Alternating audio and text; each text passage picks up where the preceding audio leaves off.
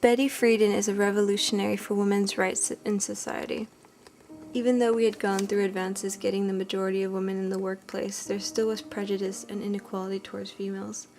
She is one of the reasons we can do what we do today. Her maiden name was Betty Naomi Goldstein, and she was born on February 4th in 1921 in Peoria, Illinois. She was a part of both Marxist and Jewish circles, which sparked her passion against injustice, originated from her feelings of injustice of anti-Semitism. She attended Peoria High School and wrote for the school newspaper, but when she was turned down for a column, her and a few friends created a new magazine called Tide, which talked about home life instead of school life. In 1938, she attended Smith College, an all-girls school. She excelled there, getting a scholarship in her first year for academic performance. She had several poems published in her second year. She was the editor-in-chief of this college newspaper and eventually graduated summa cum laude in 1942, majoring in psychology. In 1943, she continued to hang out with Marxists, some of which were under investigation by the FBI. She became more politically active and spent a year undertaking graduate work at UC Berkeley. After leaving Berkeley, Friedan wrote for the Federated Press between 1943 and 1946, and then the United Electrical Workers UE News between 1946 and 1952. It was in 1947 that she married a theater producer, Carl Friedan, making her name Betty Friedan. The UE News dismissed her in 1952 because she was pregnant with her second child, and she then became a freelance writer and wrote for Cosmopolitan and several other magazines. She divorced from Carl in 1969.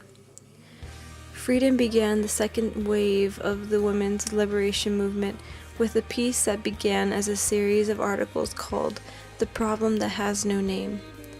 For her 15th college reunion, she created a survey for college students that focused on the education, experiences, and satisfaction in their lives.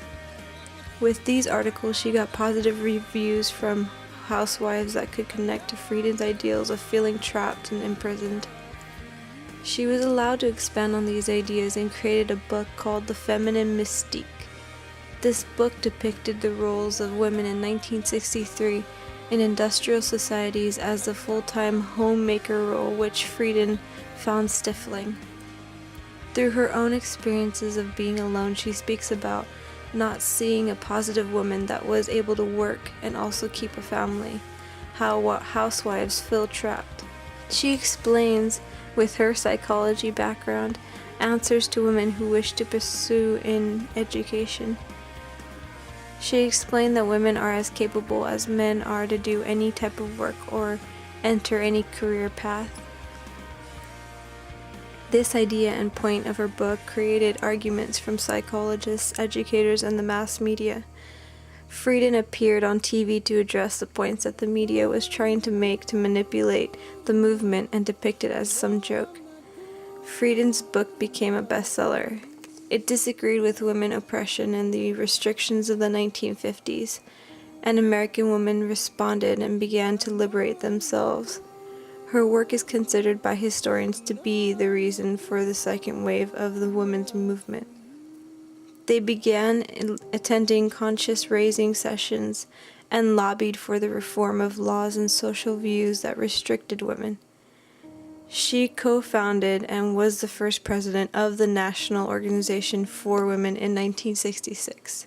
With them, she led the group to derail the nomination of Harold Carswell, who opposed the 1964 Civil Acts Right, which granted women's and men's workplace equality.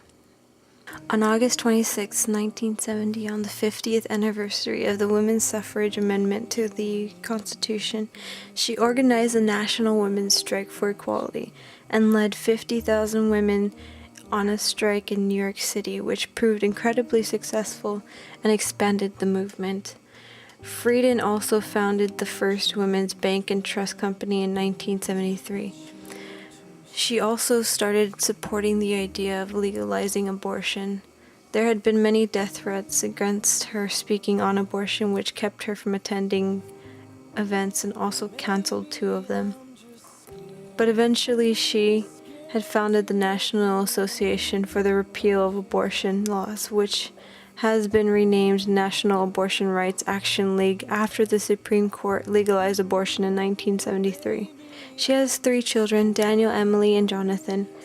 Carl Friedan, her ex-husband, died in December of 2005, and Friedan died of congestive heart failure at her home in Washington, D.C. on February 4th, 2006, on her 85th birthday.